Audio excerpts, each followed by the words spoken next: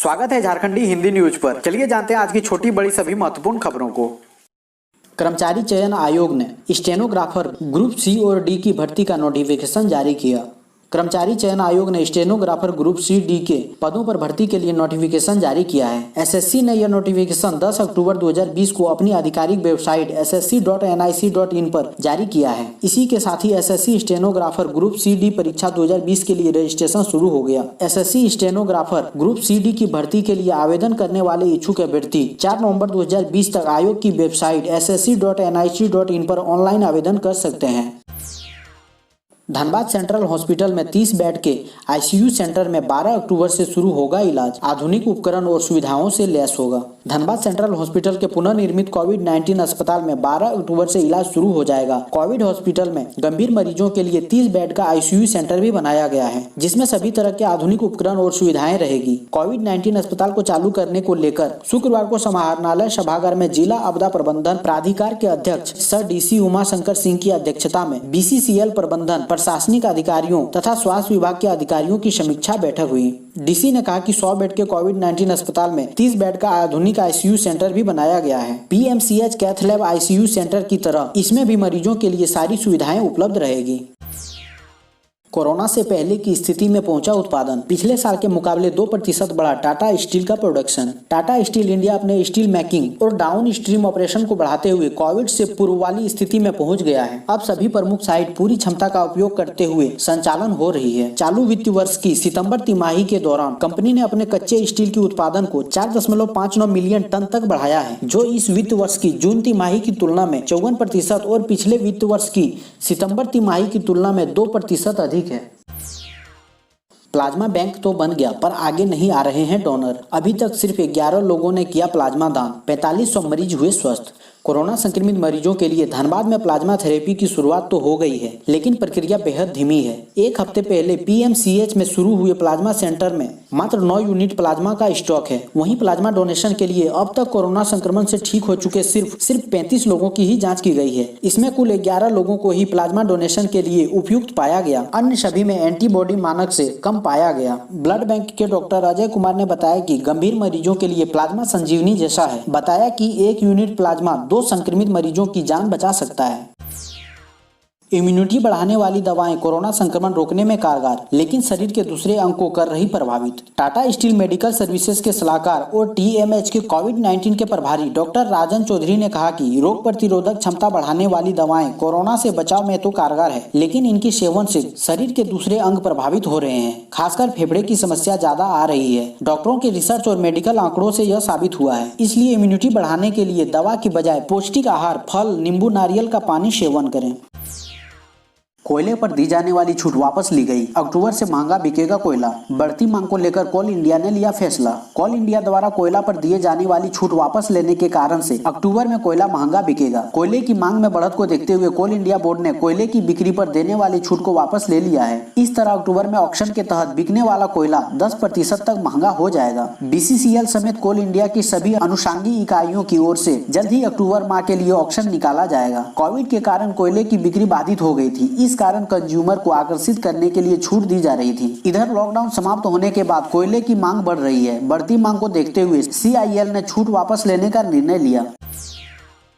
आज से रेलवे चलाने जा रहा है 8 और नई ट्रेन। त्योहार में यात्रियों को नहीं होगी कोई भी परेशानी। रेल यात्रियों के लिए अच्छी खबर। पहले 5 विशेष ट्रेनें चलाने की घोषणा करने के बाद मध्य रेलवे ने महाराष्ट्र के विभिन्न शहरों को जोड़ने वाली 8 अन्य ट्रेनों की घोषणा की। रेलवे ने यहाँ एक विज्ञप्ति में कहा कि इन 8 ट्रेनों का परिचालन 11 अक्टूबर से शुरू होगा। 2 ट्रेनें पुणे अजनी के बीच चलेगी, जबकि एक ट्रेन मुंबई कोल्हापुर, मुंबई लातूर, पुणे नागपुर, पुणे अमरावती, कोल्हापुर गोंदिया और मुंबई नांदेड़ के बीच चलेगी। ये सभी ट्रेनें पूरी तरह से आरक्षित होगी, जिसका मतलब है कि केवल आरक्षित सीट वाले ही उन पर सवार हो पाएंगे।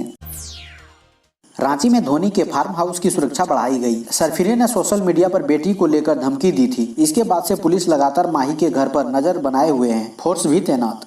टीम इंडिया के पूर्व कैप्टन महेंद्र सिंह धोनी के रांची स्थित फार्म हाउस पर सुरक्षा बढ़ा दी गई है। धोनी की बेटी को सोशल मीडिया पर धमकी और अभद्र टिप्पणी के बाद पुलिस उनके घर पर भी नजर रखे हुए है। पुलिस की पीसीआर वैन लगातार उनके घर के आसपास गश्त कर रही है। रातू थाना प्रभारी राजीव रंजन लाल ने धोनी के फार्म हाउस और उसके आसपास सुरक्षा से संबंधित जायजा भी लिया। उधर रांची के ग्रामीण एसपी ने भी मामले में जल्द कार्रवाई कर आरोपी को गिरफ्तार करने की बात कही है। दरअसल गुरुवार को धोनी की पत्नी साक्षी के सोशल मीडिया अकाउंट पर एक सरफिरे ने धमकी भरा पोस्ट लिखा, साथ ही आपत्तिजनक टिप्पणी भी की। मामला सामने आने के बाद खेल सिनेमा जगत समेत पूरे देश में आरोपी के खिलाफ कार्रवाई की मांग की जा रही है।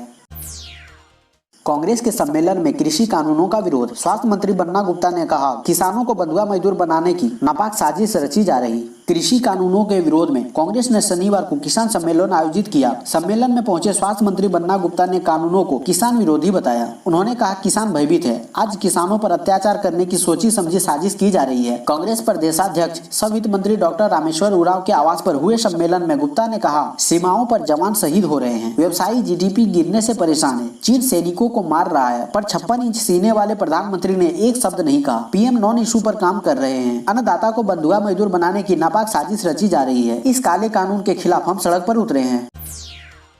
सीएम हेमंत सोरेन पर टिप्पणी मामले में निशिकांत दुबे और फेसबुक ने रखा पक्ष। सोशल मीडिया पर मुख्यमंत्री हेमंत सोरेन के खिलाफ अनर्गल टिप्पणी करने से जुड़े मामले की सुनवाई शुक्रवार को हुई। सांसद निशिकांत दुबे की ओर से उनके अधिवक्ता विजय अग्रवाल ने मामले में दिल्ली से ही बहस की, साथ ही लिखित जवाब देने के लिए समय मांगा। सुप्रीम कोर्ट के अधिवक्ता ने कहा कि मेरे मुवक्किल ने व्यक्तिगत टिप्पणी नहीं की है, यह मुकदमा सुनवाई योग्य नहीं है। उधर मामले के दूसरे नंबर के प्रतिवादी फेसबुक की ओर से अधिवक्ता पीयूष कुमार मिश्रा और मनीष कुमार उपस्थित हुए। सब जज वैशाली श्रीवास्तव की अदालत के समक्ष कहा कि फेसबुक एक प्लेटफॉर्म है, इस प्लेटफॉर्म पर टीका टिप्पणी की जाती है तो कहीं से भी इसमें फेसबुक दोषी नहीं हो सकता, क्योंकि फेसबुक का संचालन अमेरिका से होता है। मिलावटी खाद्यान्न खाने को मजबूर है झारखंड के लोग। खाद्य पदार्थों में मिलावट रोकने को लेकर किए जाने वाले उपायों में झारखंड एक बार फिर फिसड्डी साबित हुआ है। इस मामले में झारखंड देश के विभिन्न राज्यों में 27वें पायदान पर है। सिर्फ अरुणाचल प्रदेश और मिजोरम ही इस मामले में झारखंड से पीछे है। केंद्र शासित प्रदेशों में भी लक्षद्वीप को छोड़कर सभी झारखंड से आगे हैं। ऐसे में झारखंड के लोग मिलावटी खाद्य पदार्थ खाने को मजबूर है, जिसका बुरा असर लोगों के स्वास्थ्य पर पड़ रहा है। झारखंड हाईकोर्ट ने कहा, गुटखा और तंबाकू बिक्री बंद नहीं करा सकते तो कानून क्यों। झारखंड में प्रतिबंध के बावजूद गुटखा और तंबाकू जनित पदार्थों की धड़ल्ले से हो रही बिक्री पर हाईकोर्ट ने शुक्रवार को नाराजगी जाहिर की। एक जनहित याचिका पर सुनवाई करते हुए chief justice doctor Ravi Ranjan और डॉक्टर सुजीत नारायण प्रसाद की अदालत ने कहा कि गुटखा की बिक्री खुलेआम हो रही है, हर गली मोहल्ले में यह आसानी से उपलब्ध है। सरकार जब कानून का पालन नहीं करा सकती तो ऐसे कानून क्यों बनाती है। आखिर सरकार की कौन सी लाचारी है कि गुटखा के परिवहन, निर्माण और बिक्री पर रोक के बावजूद यहाँ गुटखा पहुँच रहे हैं और इसकी बिक्री भी हो रही है। अदालत ने मामले की सुनवाई नवंबर में निर्धारित करते हुए सरकार को विस्तृत रिपोर्ट पेश करने का निर्देश दिया। भीमा कोरेगांव हिंसा मामले में गिरफ्तार स्टैन स्वामी के पक्ष में उतरे सीएम हेमंत सोरेन, केंद्र सरकार पर साधा निशाना। भीमा कोरेगांव मामले में हिरासत में लिए गए स्टैन स्वामी के पक्ष में झारखंड के मुख्यमंत्री समेत कांग्रेस के कई नेता उतर आए हैं। मुख्यमंत्री हेमंत सोरेन ने ट्वीट कर कहा है कि गरीब, वंचितों और आदिवासियों की आवाज उठाने वाले 83 वर्षीय वृद्ध स्टैन स्वामी को गिरफ्तार कर केंद्र की भाजपा सरकार क्या संदेश देना चाहती है। अपने विरोध की हर आवाज को दबाने की ये कैसी जिद। बता दें कि स्टैन स्वामी को एनआईए ने गुरुवार को रांची से गिरफ्तार किया है। इधर प्रदेश कांग्रेस अध्यक्ष समेत कई कांग्रेस नेता भी स्टैन स्वामी के पक्ष में उतर आए हैं। राज्य में कोरोना मरीजों का रिकवरी रेट 90% के करीब पहुंचा। अब तक 81,423 मरीज स्वस्थ।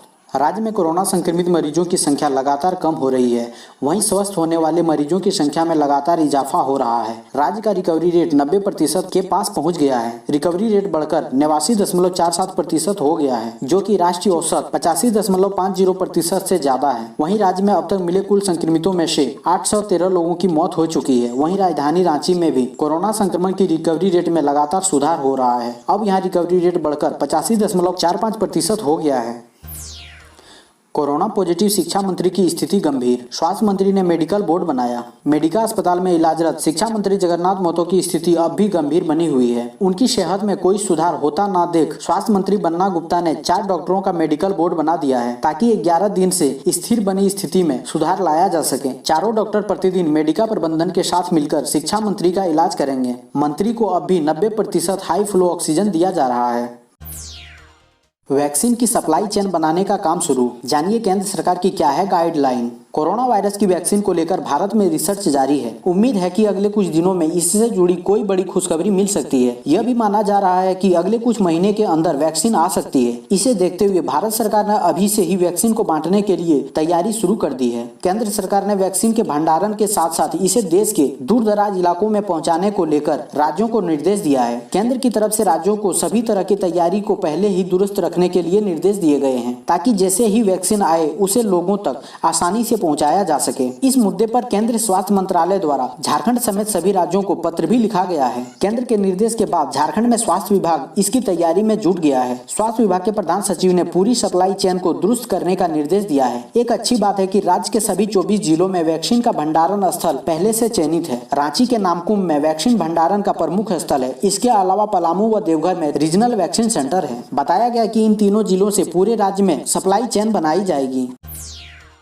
सख्ती से लागू होगा CNT-SPT एक्ट, वापस दिलाई जाएगी आदिवासियों को जमीन। झारखंड के भू राजस्व सचिव के सोन ने सभी प्रमंडलीय आयुक्तों और उपायुक्तों को पत्र लिखकर CNT और SPT एक्ट के नियमों में उल्लंघन नहीं होने देने और SC, ST व पिछड़ा वर्ग के सदस्यों के हितों का संरक्षण करने के निर्देश दिए हैं। सचिव ने विभाग के कार्यों को लेकर प्राथमिक स्तर पर ठोस कार्रवाई करने के लिए कहा है। पत्र में कहा गया है कि अनुसूचित जनजातियों की भूमि वापसी के मामले सबसे ज्यादा महत्वपूर्ण है। प्रसव पूर्व लिंग परीक्षण करने वाले क्लिनिक की दें जानकारी, मिलेगा इनाम। रांची जिले में प्रसव पूर्व लिंग परीक्षण करने वाले अल्ट्रासाउंड क्लिनिक की जानकारी देने वाले व्यक्ति गर्भवती महिला को पुरस्कृत किया जाएगा। उपायुक्त छवि रंजन ने PCPNDT एक्ट के तहत अल्ट्रासाउंड क्लिनिक की समीक्षा बैठक में ये घोषणा की। उपायुक्त ने कहा कि जिले में अगर किसी भी अल्ट्रासाउंड क्लिनिक में प्रसव से पहले लिंग निर्धारण परीक्षण किया जा रहा है तो इसकी जानकारी जिला प्रशासन को दें। जानकारी देने वाले व्यक्ति गर्भवती महिला या संस्था को PCPNDT एक्ट के प्रावधानों के तहत पुरस्कार दिया जाएगा।